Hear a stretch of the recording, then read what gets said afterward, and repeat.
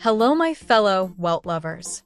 Okay, buckle up because today's script is going to be absolutely unhinged, and honestly, it deserves to be because Holy Astral Express, the devs really said version 3.8?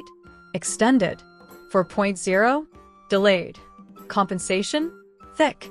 And dropped 1,000 stellar jades and 10 fuels straight into our sad trailblazer hands like they were apologizing for forgetting our birthday. And listen, I don't care how crusty or chaotic I look opening my in-game mailbox, I will always accept free jades with the full enthusiasm of a raccoon discovering a gourmet trash can. But today isn't even about the jades, or the delay, or the fact that we're all pacing around like seal waiting for Bronya to text back. Topping up in Genshin or Star Rail can get expensive, and let's be honest, we've all seen those in-game prices and wished they were just a bit lower. Well, that's exactly what LDShop is here for. This is LDShop, the official top-up platform developed by the LD Player Emulator Group. It lets you top up your favorite games like Genshin Impact and Star Rail at huge discounts, up to 23% off or more. And yeah, it's super easy to use. All you need is your server and UID, and your top-up will show up in-game within just a few minutes. It's safe, reliable, and used by thousands of players. You can even compare prices, for example, something like the Supply Pass or a 6480 Stellar Jade Bundle. It's way cheaper here than in-game. If you register using my link, you'll get a 15% off coupon and an extra 5% off coupon, which can save you up to $50 on your first top-ups. Plus, LDShop gives you the same first top-up bonus you get in-game, so you're not missing out on anything. And if you're planning to spend more, here's a bonus. If you spend over $80, you'll unlock VIP status, which gives you a free supply pass and more perks. So if you're looking to save while still getting everything you normally would in-game, just use the link in the description and get Cyrene while saving more. Today is about the 6-character tease that Hoyo dropped out of nowhere like a lore nuke, and I'm telling you right now what we saw, what we think we saw, what we collectively hallucinated. It is crazy. So let me set the scene. I was literally about to make a short community post like, "Hey guys, we're getting compensation, woohoo," and then BM, new teaser visuals. Not one, not two, not oops, here's a silhouette, but a whole 6-character lineup like they were rolling out the runway for Fashion Planet Planarcadia. And the most insane part? We can already identify most of them. Sparkle SP, apparently Hanami, showing up like she's about to ruin every memory of Chaos Timer we've ever held dear.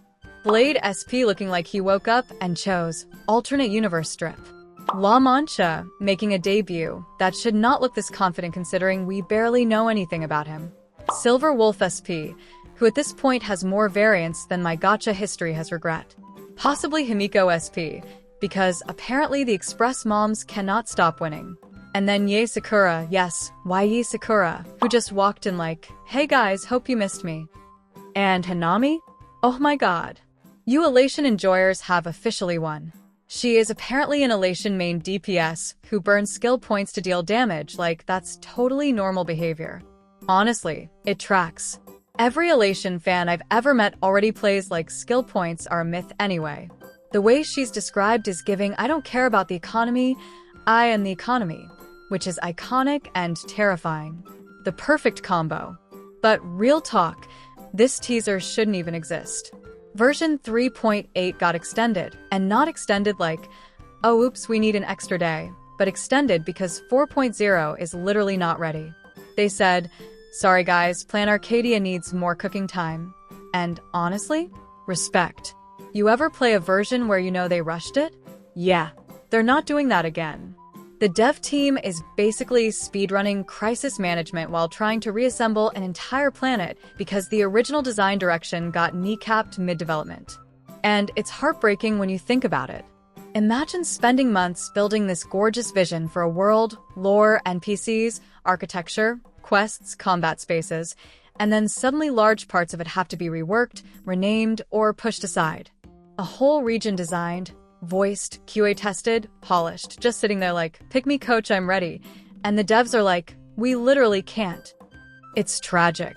It's like writing a novel and then the publisher says, "Actually, can you change half the names, delete these references, remove these motifs, and also rewrite 5 chapters before Friday?" Bro. I would simply combust.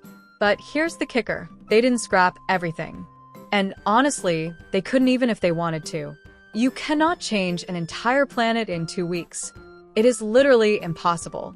You can't replace the entire architecture, adjust every quest trigger, redo all cutscenes, and revoice the story in that time frame.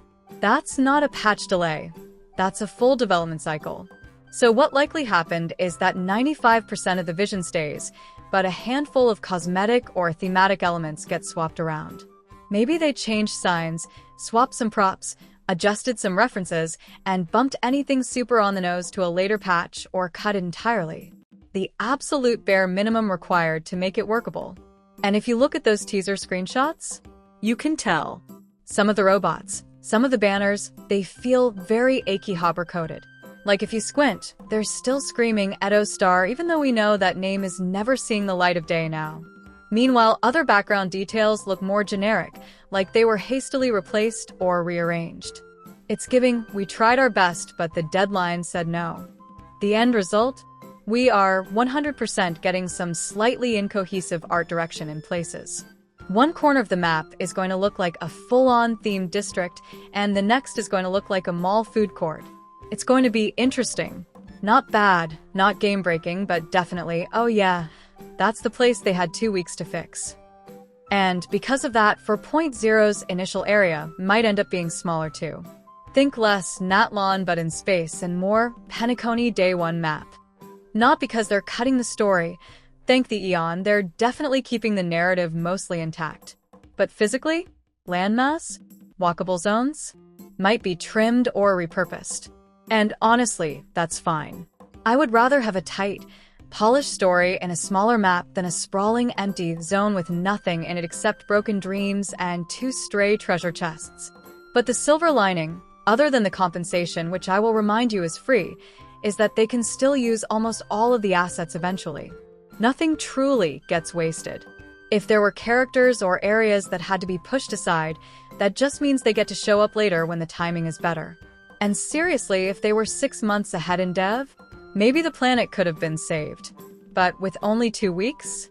There is NO Universe, where they could salvage the entire original version without massive disruptions. The voice acting alone would take months. Coordinating actors worldwide isn't. Oh, yeah, we'll just redo that real quick. No. That is a project. So the community speculation is basically, the planet we're getting is still the planet they designed, just with some decor shuffled around and certain motifs toned down. We'll probably still colloquially call it Edo Star anyway because gamers never forget. Even if Hoyo never markets those districts, players absolutely will. You know there will be screenshots everywhere, theories, meme edits, compilations titled Planarcadia's Totally Not Edo Streets, you name it. The fandom will keep that identity alive, no matter what. And honestly, even with all the scrambling, everything I've heard makes me feel like the core of the story, the heart of the world, remains intact. The themes, the characters, the major set pieces, those don't get rewritten in 2 weeks. And speaking of characters, this 6-unit tease? It feels like they dropped it early because of the delay. Like a, hey guys, sorry the update isn't ready, but a look at the shiny cool people you're going to meet soon. Please clap. And guess what? I did clap. Loudly. These designs are insane. Sparkle SP alone could carry an entire banner cycle. Blade SP showing up unannounced should be illegal. And Yae Sakura? Multi-game crossover queen? This woman is out here treating universe boundaries like wet tissue paper. So yeah, while it sucks for the devs, and it sucks for the players waiting, and the planet is probably going to look slightly mismatched in spots, the spiritual bones of the world are still there. And honestly, I respect the team for not delaying the entire version cycle by 6 months just to preserve every last detail. They took the path of least damage and highest feasibility. And the fact that we're still getting this many characters teased already means development is further along than we think. They're not cooking, they're pressure cooking. Anyway, the TLDR, besides the fact that I'm definitely pulling for Hanami and probably everyone else because self-control is for people who save, this delay sucks. The compensation is nice. The devs are struggling. 4.0 is still happening. Planarcadia will be weird but fun. And we just got 6 new characters teased like it's nothing. If this is how 4.x is starting, bro, strap in. We're in for a ride.